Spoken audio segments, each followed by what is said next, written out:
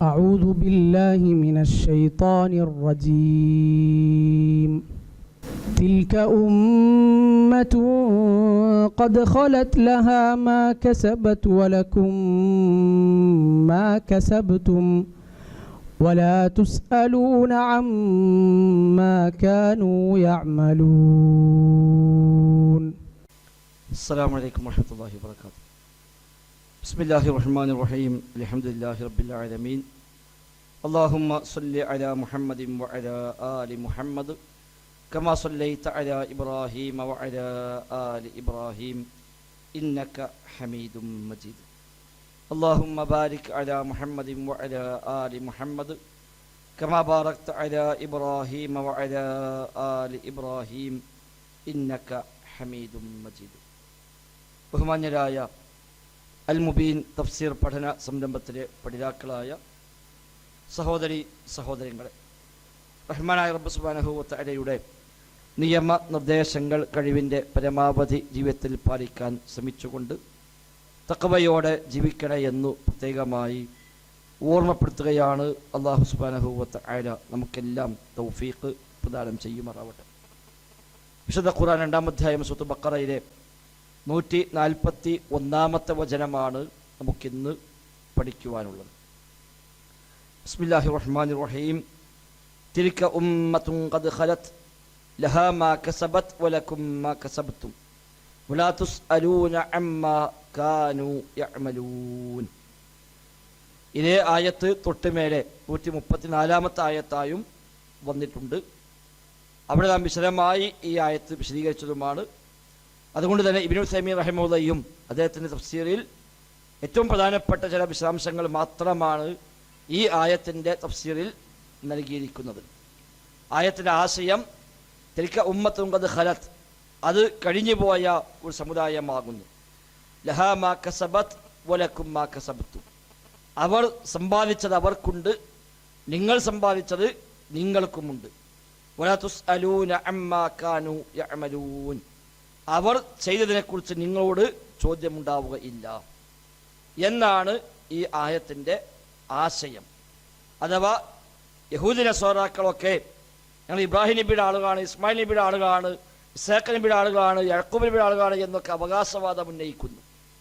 അവരൊക്കെ യഹൂദികളായിരുന്നു എന്ന് യഹൂദികൾ പറയുന്നു, അവർ നസ്വാറാക്കളായിരുന്നു എന്ന് നസ്വാറാക്കൾ പറയുന്നു.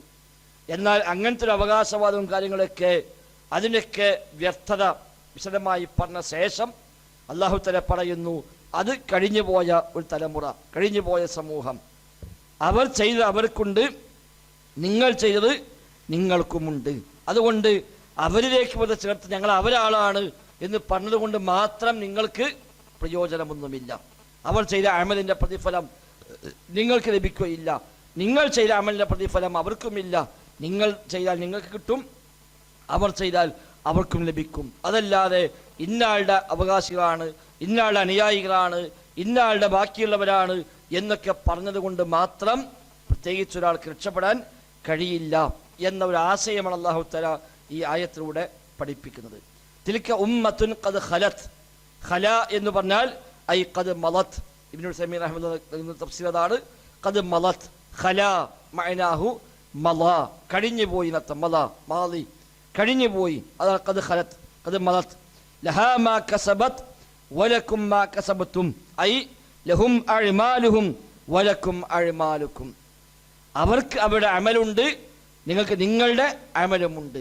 ലഹാ മാ കസബത് എന്ന് പറഞ്ഞാൽ മാ അമിലത്, അവർ ചെയ്തു കൂട്ടിയത്, അവർ അധ്വാനിച്ചത്, അവർ പ്രവർത്തിച്ചത്, അവർ സമ്പാദിച്ചത് എന്നൊക്കെയാണ് കസബ എന്ന പദത്തിനർത്ഥം. അഥവാ അവർ ചെയ്തു വെച്ച അമലുകൾ അവർക്കാണ്.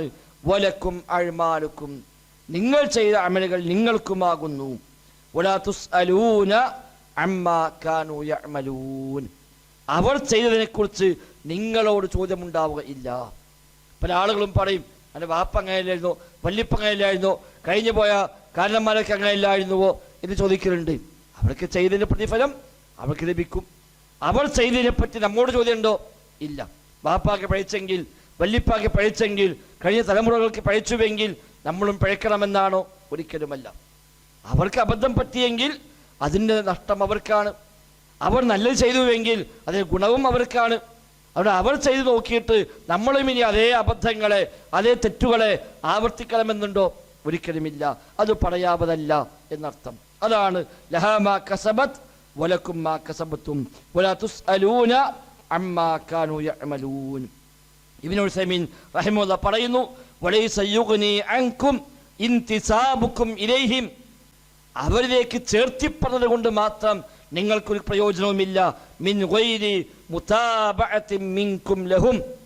അവരെ പിന്തുടരാതെ, അവർ കാണിച്ചു തന്ന നല്ല വഴികളെ സ്വീകരിക്കാതെ, ആ മാതൃകയിൽ ജീവിക്കാതെ ഞങ്ങളും അവരാളുകളാണ് എന്ന് പറഞ്ഞു പോയാൽ അതുകൊണ്ട് മാത്രം പ്രത്യേകിച്ച് പ്രയോജനമൊന്നുമില്ല.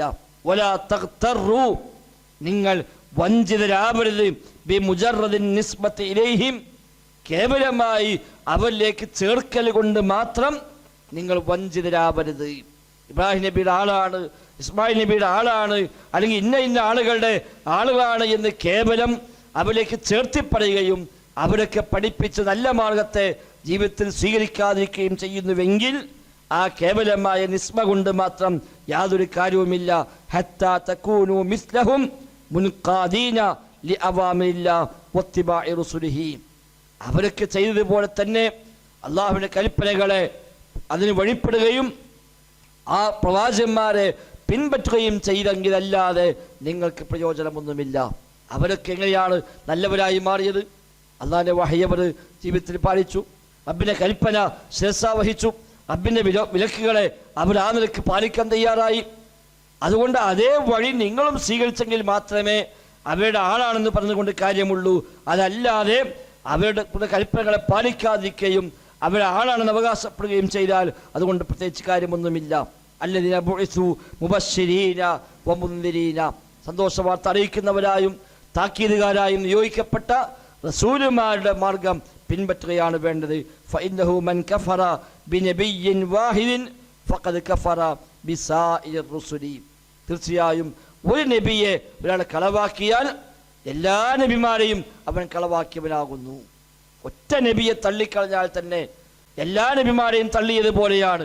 കാരണം എല്ലാ നബിമാരും പഠിപ്പിച്ചത് ഒരേ കാര്യമാണ്, എല്ലാ നബിമാരെയും പറഞ്ഞയച്ച അല്ലാഹു തആലയാണ്. അല്ലാഹ് അയച്ച ഒരു നബിയെ ഞാൻ സ്വീകരിക്കില്ല എന്ന് പറഞ്ഞാൽ അതിനർത്ഥം അല്ലാഹു അയച്ച നബിമാരെ ഒന്നും സ്വീകരിക്കില്ല എന്നാണ്. യഹൂദികൾ ചെയ്തതാണ്.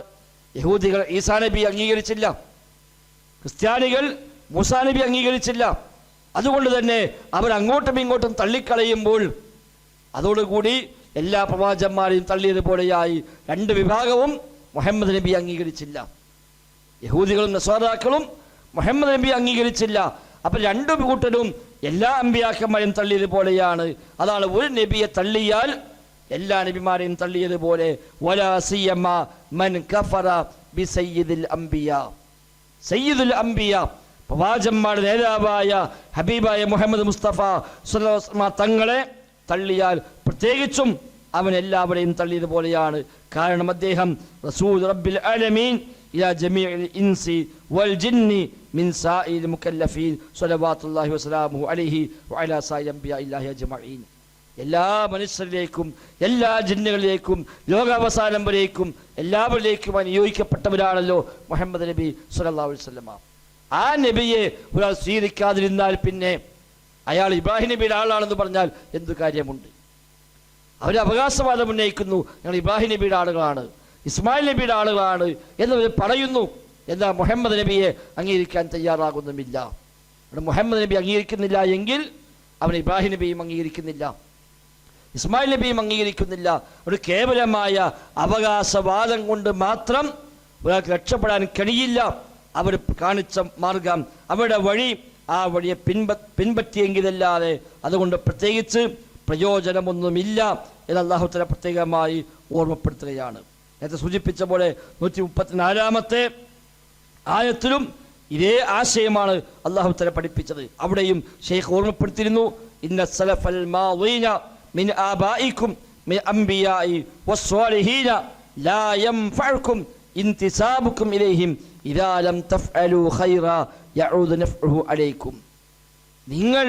നിങ്ങളുടെ മുൻഗാമികളായ സ്വാലിഹീങ്ങളായ ആളുകൾ, പ്രവാചകന്മാരും അല്ലാത്തതുമായവർ, അവരിലേക്കെല്ലാം ചേർത്തിപ്പറഞ്ഞതുകൊണ്ട് മാത്രം പ്രയോജനമില്ല നിങ്ങൾ നന്മകൾ ചെയ്യാത്തത്തോളം കാലം ഫഇന്ന ലഹും അഅ്മാലഹും അല്ലത്തി അമിലൂഹാ വലക്കും അഅ്മാലുക്കും, അവർ ചെയ്ത അമലിന്റെ പ്രതിഫലം അവർക്കാണ്, നിങ്ങൾക്കുള്ളത് നിങ്ങളുടെ അമലുകളാണ് എന്നിരിക്കെ നിങ്ങൾ അമലൊന്നും ചെയ്യാതെ ഞങ്ങളൊക്കെ അവരെ പിന്മുറക്കാരാകുന്നു, അവരെ ബാക്കിയുള്ളവരാകുന്നു, അവരുടെ ശേഷക്കാരാകുന്നു എന്ന അവകാശവാദം കൊണ്ട് മാത്രം നിങ്ങൾക്ക് പ്രത്യേകിച്ച് പ്രയോജനമൊന്നുമില്ല.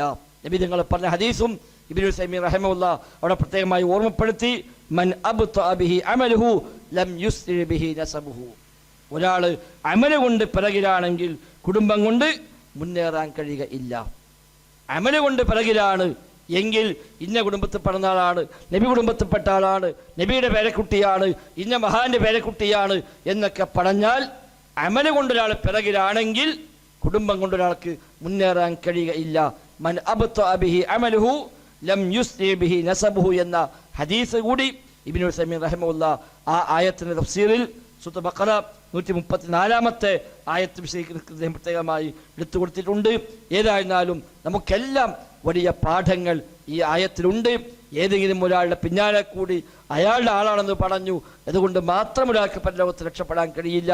പകരം അയാൾ മാതൃക കാണിച്ച നല്ല അമലുകൾ, അള്ളാഹു തആല പഠിപ്പിച്ച, പ്രവാചകന്മാർ പഠിപ്പിച്ച നന്മകൾ, ആ നന്മകളെ ജീവിതത്തിൽ പാലിക്കുകയും ആ നന്മയിൽ അവരെ പിൻപറ്റുകയും ചെയ്യുമ്പോഴാണ് ഒരാൾക്ക് പ്രയോജനമുണ്ടാകുന്നത്. അവനവൻ്റെ അമൽ അവനവനുള്ളതാണ്. മുൻഗാമികൾ അമൽ ചെയ്താൽ അത് അവർക്ക് കിട്ടും, നമുക്കത് കിട്ടുകയില്ല. നമ്മൾ അമൽ ചെയ്താൽ നമുക്കതാണ് ലഭിക്കുക എന്ന തത്വം ഉൾക്കൊണ്ടുകൊണ്ട് ജീവിതത്തെ ക്രമീകരിക്കാൻ നാം പരിശ്രമിക്കുക. അല്ലാഹു തആല തൗഫീഖ് നൽകി അനുഗ്രഹിക്കുമാറാവട്ടെ. ബറകല്ലാഹു ഫീന ജമീഅ. സുബ്ഹാനകല്ലാഹുമ്മ വബിഹംദിക് അശ്ഹദു അല്ലാ ഇലാഹ ഇല്ലാ അൻത അസ്തഗ്ഫിറുക വഅതൂബു ഇലൈക്. അസ്സലാമു അലൈക്കും വറഹ്മത്തുള്ളാഹി വബറകാതുഹു.